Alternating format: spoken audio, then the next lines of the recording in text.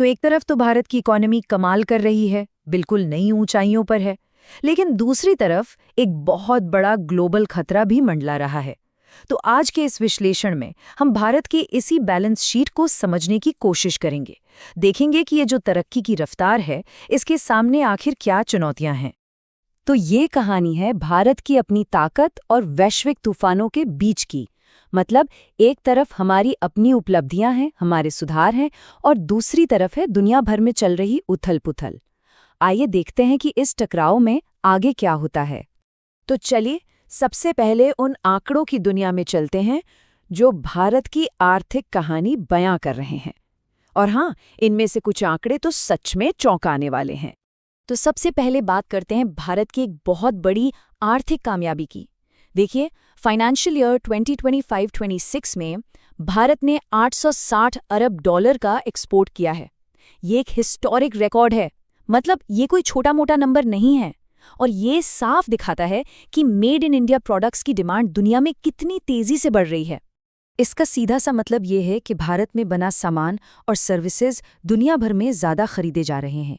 इससे देश में फॉरेन करेंसी आ रही है और रोजगार के नए मौके भी बन रहे हैं। और ये सब 9 नए ट्रेड एग्रीमेंट्स का ही तो कमाल है। लेकिन जैसा कहते हैं ना, हर सिक्के के दो पहलू होते हैं। तो जहाँ एक तरफ हमारा एक्सपोर्ट बड़ा है, वहीं दूसरी तरफ एक और आंकड़ा है जिस पर नजर डालनी होगी, और वो है हमारा ट्रेड डेफिसिट, यानी व्यापार घाटा। जैसा कि इस चार्ट में साफ दिख रहा है, एक्सपोर्ट्स की ये जो हरी पट्टी है वो रिकॉर्ड ऊंचाई पर है, बिल्कुल। लेकिन इंपोर्ट्स यानी जो सामान हम बाहर से मंगाते हैं, उसकी ये नीली पट्टी उससे भी ज्यादा ऊंची है। और इन दोनों के बीच का जो अंतर है ना, ये लाल पट्टी, यही है हमारा व्यापार घाटा, जो अब बढ़कर 119 अरब डॉलर हो गया है। अच्छा, आर्थिक तरक्की तो अपनी जगह है, लेकिन देश के विकास के लिए सामाजिक सुधार भी उतने ही जरूरी हैं। और इसी दिशा में एक बहुत बड़ा, बल्कि कहें तो एक ऐतिहासिक कदम उठाया जा रहा है, जो महिलाओं के आरक्षण से जुड़ा है।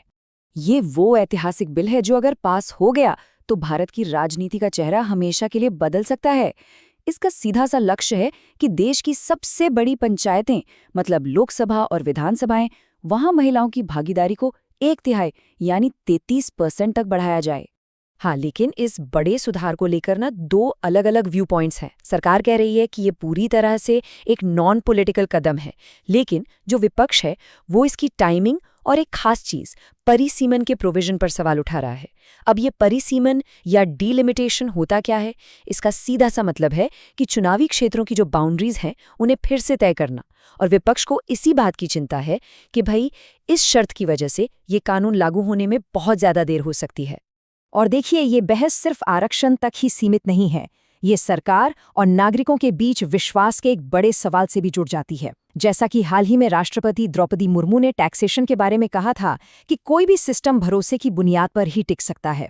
तो चलिए अब जरा पैसों और राजनीति से हटकर ये देखते हैं कि भारत अपनी असली संपत्ति, यानी अपनी संस्कृति और अपने ज्ञान में कैसे इन्वेस्ट कर रहा है। हाल ही में प्रधानमंत्री ने कर्नाटक में गुरु भैरवैक्य मंदिर का उद्घाटन किया। पर यह सिर्फ एक मंदिर नहीं है, बल्कि डॉक्टर बाल गंगाधर नाथ महास्वामी को एक श्रद्धांजलि है। वो एक ऐसे संत थे जिन्होंने अपनी पूरी जिंदगी शिक्षा और स्वास्थ्य के जरिए लोगों की सेवा में लगा दी। और अब एक ऐसी शानदार खबर की बात करते हैं जिसने पूरी दुनिया को दिखा दिया है कि भारत की बेटियां किसी से भी कम नहीं हैं। ये सिर्फ एक गोल्ड मेडल नहीं है, ये भारत के लिए यूरोपियन गर्ल्स मैथमेटिकल ओलंपियाड के इतिहास में पहली बार मिली गोल्ड जीत है। वाकई एक ऐसा पल है जिसने पूरे देश को गर्व महसूस कराया है। इन होनहार लड़कियों श्रेया, संजना और शिवानी की कड़ी मेहनत ने भारत को 67 देशों के बीच छठा स्थान दिलाया है। सच में ये एक शानदार और ऐतिहासिक कामयाबी है। तो अपनी घरेलू कामयाबियों के साथ साथ आइए अब देखते हैं कि भारत दुनिया के मंच पर अपनी जगह कैसे मजबूत कर रहा है और अपने दोस्तों का दायरा कैसे बढ़ा रहा है। ऑस्ट्रिया और फ्रांस जैसे बड़े यूरोपीय देशों के साथ रिश्ते मजबूत करना भारत की फॉरेन पॉलिसी का एक बहुत ही अहम हिस्सा है, और हाल ही में हुई ये मुलाकातें उसी दिशा में उठाए गए जरूरी कदम हैं। लेकिन जहां एक तरफ भारत अपनी सफलता की कहानी लिख रहा है, वहीं दूसरी ओर दुनिया के आसमान पर एक काला बादल मंडरा रहा है। एक ऐसी चेतावनी जिसे हम बिल्कुल भी नजरअंदाज नहीं कर सकते। अंतर्राष्ट्रीय मुद्रा कोष यानी IMF ने एक ऐसी खतरे की घंटी बजाई है जिसे पूरी दुनिया को सुनना होगा। उनका कहना है कि ईरान और इजराइल के बीच बढ़ता तनाव एक ग्लोबल इकोनॉमिक क्राइसिस का रूप ले सकता है। जरा सोचिए, अगर ये संघर्ष और बढ़ा तो तेल की कीमतें आसमान छू सकती हैं, और अगर ऐसा हुआ तो इसका सीधा असर भारत पर भी पड़ेगा। पेट्रोल डीजल के दाम बढ़ेंगे और महंगाई आम आदमी की कमर तोड़ सकती है। IMF की यही सबसे बड़ी चिंता है। तो इन बड़ी बड़ी आर्थिक और वैश्विक चिंताओं के बीच एक आम भारतीय का जीवन कैसे चल रहा है? देश के अलग अलग कोनों में रोजमर्रा की जिंदगी में क्या हो रहा है? चाहे वो धार्मिक यात्राएं हों या लोकतांत्रिक चुनाव, नई ट्रांसपोर्ट सेवाएं हों या फिर सांस्कृतिक उत्सव, जीवन अपनी पूरी रफ्तार से आगे बढ़ रहा है। ये दिखाता है कि बड़े ग्लोबल मुद्दों के बावजूद देश की धड़कन लगातार चलती रहती है। और यही आज का सबसे बड़ा सवाल है।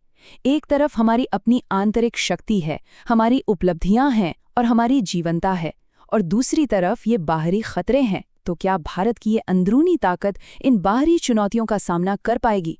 इसका जवाब ही देश का भविष्य तय करेगा।